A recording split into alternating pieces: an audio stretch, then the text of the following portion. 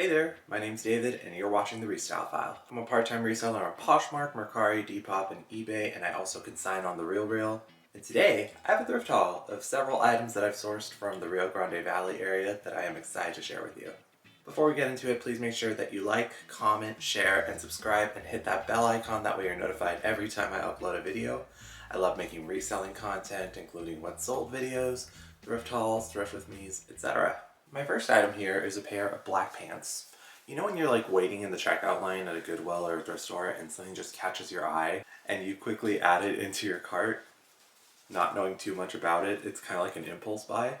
Well, that's what this was. And it's just a pair of seemingly regular black pants, but they are by clothingarts.com. And if you look closely at them, you'll notice that they all have a bunch of zippers everywhere. And when I looked them up, I saw that this is apparently a pair of pants that are supposed to be pickpocket proof. So supposedly for when you travel, that way people cannot pick your pocket. They cost $5.99. And I saw that the average resale price was about $30 to $40 to $50 for some pairs, so this was an easy add to my cart. And I also purchased these yesterday on the Goodwill in the area's half off day, so I paid roughly $3 for them. Eager to give that one a try. The next item here, I kind of just picked up as a style pickup. It's like a sort of bolero crop top, and it has all this sequins and this beading detail throughout. And I'm pretty sure it's like a nothing label. It's called like Contemporary Casuals. This was at a church charity shop, and they were having a special where all green tags were half off. So if this was $3.50, that means I paid about $1.75 for this. Usually I probably wouldn't shill too much on this kind of item, but at that price point, it definitely didn't hurt. It has like these sheer see-through sleeves, and I just thought it's a cool piece. I think I could probably get maybe about $30 for that. Now this item I had actually seen at this church charity shop a long time ago, and I saw that they still had it yesterday during the half off pricing. I'm talking like a course of like 6 months, and I just bought it just because I thought it was so beautiful.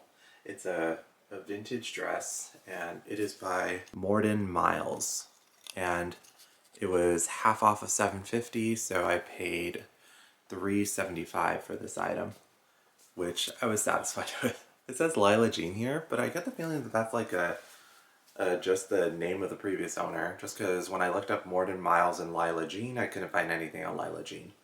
But it's a satin skirt and a satin white blouse, and also just this decorative red bow at the center. And I just thought it was so nice, and that'll look great on a mannequin. It does have some flaws since this is very obviously a very vintage dress, but nothing that I think completely invalidates it. Just a couple of small tweaks, like a little run here, and also one of the hook and eye clasps is missing, but I wasn't willing to pay $8 for it, but I was willing to pay $3.75 for it, so eager to add that in. I would probably price this at maybe about $50. Next item here is an okay bread and butter piece, but one that you definitely have to be a little bit wary of sometimes. And it is this geometric mosaic style sort of open front quarter sleeve cardigan. And it is by Pendleton. And it's actually a linen wool blend, and it costs $1.75. I usually don't have too much luck with Pendleton, but I figured at $1.75, and considering that it's a nicely printed piece, that it was probably worth a shot. I tend to try to stay away from the more basic Pendleton pieces, but this I could probably list at about $30 or $35. This doesn't look incredible on a hanger, but it is either a blouse or possibly a mini dress. And it's by another label that you kind of want to be very choosy on. Alice and Olivia. It's a size medium. It's 100% silk, and the only reason I was not terribly choosy on this one is because white tags were 50 cents. So 50 cents for 100% silk, and it's in pretty decent condition. I thought, oh yeah, absolutely. And I will probably try listing this. I'll have to check the comps. Sometimes Alice and Olivia does have really nice things, but I'll probably start at maybe about 50. Hope to land somewhere in the $30 range in terms of offers. This one's a new to me label, never heard of it before. I did see it's also accepted on the RealReal, but not priced terribly high. And it's just a green mini dress, possibly a blouse, hard to tell when it's this length. And it's 100% silk. It has a sort of cheetah or leopard print and a V-cut neckline. And it is by Rami Brooke. And it was $1.75 as well. And the comps were okay. I don't think I see myself getting much more than maybe 50. This might also be similar to the Alice and Olivia piece, one where I'm in the $30 range for it. It was good enough. This dress was a style pickup, and it is just this sort of rainbow colored plaid, and it's maxi length, and it's by a nothing label, Sarah Elizabeth, and it is a size 8, and the tag says $5.50, but since it was green, it was half off, so I paid $2.75 for that item. And it has a tie sash belt at the back, and I just thought it was cool. I could see someone who's into cottagecore picking this up. Very Y2K. I need to do a little bit more research on the comps, but I could see this possibly selling for anywhere from $40 to $60. Another style pickup here. This is a vintage drop waist dress, and it has all of these little shimmery, sparkly star almost looking pattern throughout with a little bit of fringe, and it actually doesn't have a label, but thankfully it does have a size tag. It says lot 5 through 6, and it was $7.50 on a regular day, so that means I paid $3.75 for this item, and I just thought it was cool. It reminds me a little bit of Saint Laurent, and usually I hate drop waist, but on this one I don't hate it too much. I think it'll look decent on the mannequin. I would probably price this myself at about $40 to $50 as well. This next dress I actually picked up at a family thrift center, and it's a new to me brand, and one that you probably want to be on the lookout for because it sells for a ton. And it is just it has this sort of chest bib. It also has one on the back, and it also has tassels at the bottom to match the chest. And it is by Carolina K, and I paid 55% off of $7.57. So I don't know what that math is. I'm gonna say roughly $4 because Family Thrift Center actually has a promotion where if you spend $50 or more, you get 50% off on Sunday. And if you show your app for your barcode at the checkout, they take off an additional 5%. So you can get up to 55%. It's a great sourcing strategy. But these dresses sell for a ton of money. They're also occasionally sold at Anthropologie, but I'm talking retail is like $200 to $400. So I could see myself listing this at about maybe $150 or up. It's in great condition, it's a good size, and now I know about this brand, and I hope you do too. This dress I picked up yesterday at Goodwill during their half off day, and it's a brand that you also need to be a little bit wary of, just because unless it's a very particular style, these tend to sit for a long time and not sell for a lot. But it is a Diane von Furstenberg wrap dress. So possibly the dress that she's most famously known for, creating the wrap dress back in the 70s. And it's a size 8, it's partially silk, and this one's actually in excellent condition. I have a terrible problem where I have 3 Diane von Furstenberg wrap dresses, but all of them have some sort of stain. So I haven't listed any of them just because I haven't stain treated them. But this one is actually ready to go. I'm just going to slap it on a mannequin, and I could see myself listing this for anywhere between $50 to maybe $75. I need to definitely run comps to see if it's a particularly popular pattern, but very happy to purchase this one. And since it was on the half off day, tag says $10.39, so that means I paid $5.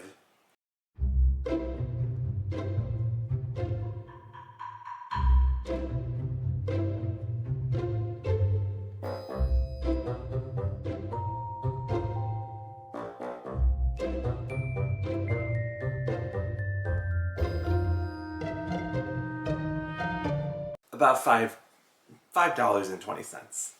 I'm not a mathematician, but eager to finally have one that I can list immediately. And on that note, I really need to go back and stain treat the other ones.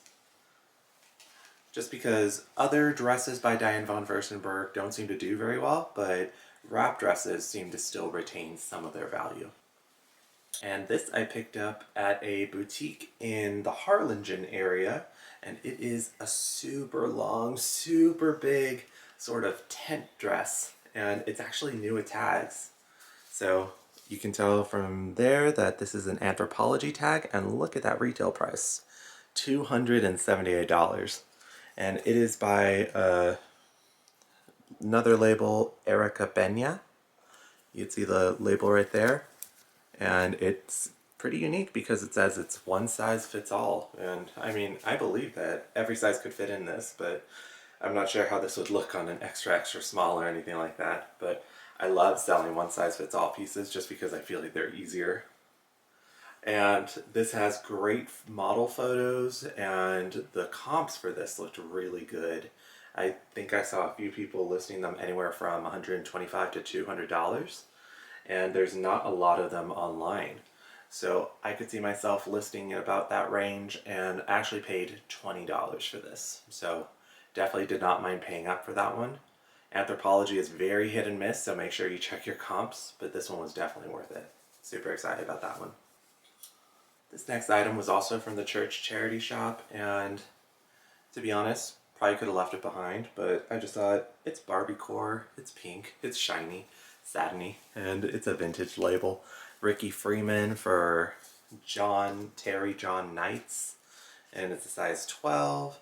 It's a 100% silk, and I paid $3.75 for it. And I just thought it was kind of nice and very Barbiecore. Barbie movie is about to come out very soon, so you're going to see a big influx of Barbiecore items. So if you have anything hot pink, make sure to list it right now.